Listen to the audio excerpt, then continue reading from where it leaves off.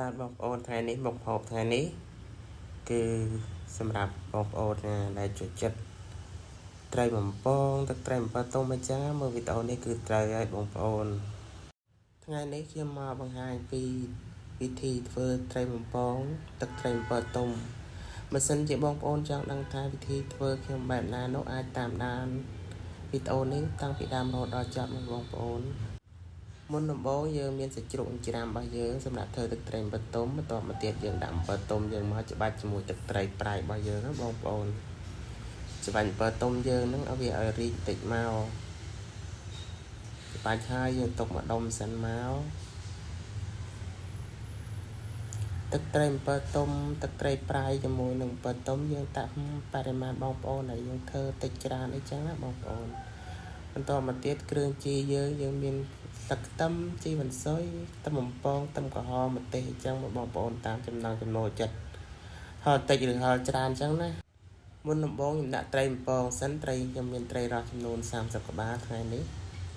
យើងដាក់បំពងឲ្យវារាងក្រៀមល្អមកបងប្អូនបានយើងយកទៅញ៉ាំមួយទឹកត្រីបំពងទុំទៅមើលទៅតំណងឆ្ងាញ់អញ្ចឹងណា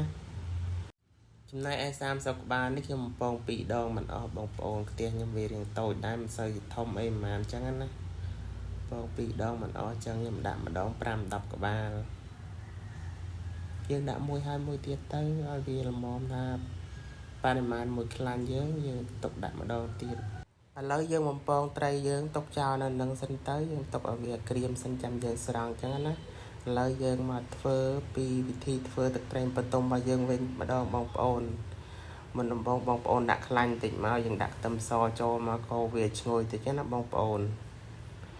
យើងលេងខ្ទឹមសនឹងឲ្យរៀងឈ្ងុយតិចមកយើងក៏ចាក់ស្កររបស់យើងចូលមកបងប្អូនស្ករបងប្អូនចង់ប្រើស្ករត្នោតក៏បានស្ករសក៏បានតែខ្ញុំប្រើស្ករសវិញព្រោះធ្វើទឹកត្រីបំពងទុំបងប្អូនខ្លះគាត់ចូលចិត្តប្រើស្ករត្នោតតែខ្ញុំប្រើស្ករសអញ្ចឹងណាឥឡូវយើងដាក់ទឹកមកច្រូចមកបងប្អូនកុំឲ្យវាពេលដែលយើងអត់ដាក់ទឹកនោះស្ករយើងឡើងដុំអញ្ចឹងណាអញ្ចឹងយើងដាក់ទឹកមកច្រូចមកវាលាយស្កររបស់យើងកូរស្ករយើងឲ្យឡើងជើងក្រងមកបងប្អូនស្ករយើងឡើងជើងក្រងហើយយើងក៏ចាក់សាច់ជ្រូកយើងចូលមកបើសិនជាបងប្អូនមិនចង់ដាក់សាច់ជ្រូកក៏បានដែរតែខ្ញុំដាក់សាច់ជ្រូកបងប្អូនចង់ដាក់ក៏មិនបាច់ដាក់ទៅយើងដាក់សាច់ជ្រូកយើងមកយើងលេងវាជាមួយស្ករមួយខ្ទឹមឲ្យឡើងឈ្ងុយឲ្យរៀងយូរទៀតបងប្អូនប្រហែលជា5-6នាទីអីមកលេងឲ្យឡើងស្ករនឹងវាឡើងជើងក្រងក្រហមល្អម្ដងទៀតចាំយើងចាក់ទឹកត្រីចាក់អីចូលមកអញ្ចឹងណាឥឡូវស្ករយើងរៀងឡើងក្រហមដែរហើយបងប្អូនខ្ញុំក៏ចាក់ទឹកត្រីដែលខ្ញុំបានច្បាច់ជាមួយអំពិលចូលមកយើងចាក់ទឹកត្រីយើងចូលមកគឺក្លិនឈ្ងុយសាហាវបងប្អូន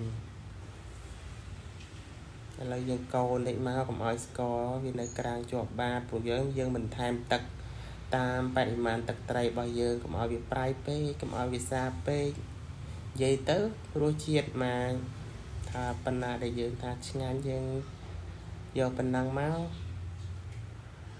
បន្ទាប់មកទៀតខ្ញុំក៏ដាក់ប៊ីចេងយើងមិនប្រើស្ករទេយើងដាក់ស្ករហើយយើងដាក់តែប៊ីចេងហើយអំបិលចូលមកបងប្អូនទឹកត្រីខ្ញុំរៀងច្រើនដែរចឹងខ្ញុំដាក់ប៊ីចេងរៀងល្មមគូសមដែរបងប្អូនតាមបរិមាណបងប្អូនចូលចិត្តបងមិនចូលចិត្តប៊ីចេងមិនដាក់ក៏បានដែរហើយក៏ខ្ញុំលួចថែមម្សៅស៊ុបខ្នុរបន្តិចផងដែរឥឡូវទឹកត្រីអំពិលទុំយើងក៏បានឆ្អិនរួចរាល់បងប្អូនបន្ទាប់មកខ្ញុំក៏ដាក់ម្សៅឆាចូលបន្តិចចឹងមកពេលយើងដាក់ម្សៅឆាចឹងវារៀងខាត់ទៅយើងជ្រលក់បន្លែជ្រលក់ត្រីរបស់យើងទៅវាជាប់បានចូលជាតិល្អចឹងណាហើយបងប្អូនចង់ខាប់តិចខាប់ច្រើនយើងដាក់តាមបរិមាណហ្នឹងទៅបងប្អូនចង់ខាប់តិចដាក់ម្សៅឆាតិចចង់ខាប់ខ្លាំងដាក់ម្សៅឆាខ្លាំងច្រើនចឹងមកបងប្អូនហើយបើថាមិនចង់ខាប់ទេមិនបាច់ដាក់ក៏បានដែរតែខ្ញុំដាក់តិចទៅឲ្យវារៀងខាប់បន្តិច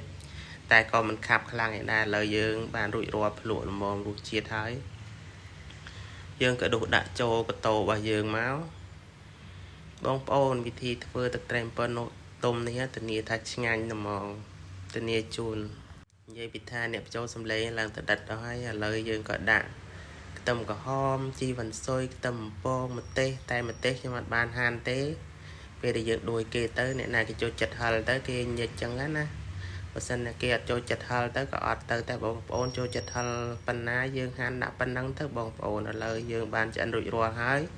ត្រីយើងក៏បានពងរួចរាល់ដែរបងប្អូនចំណែកឯស្ដៅយើងក៏យើងបានស្រុះរួចរាល់ដែរប៉ុន្តែតសក់នឹងជីគ្រប់មុខអីខ្ញុំមិនបានបង្ហាញទេដឹងតែបងប្អូនចេះបេះចេះលៀងហើយ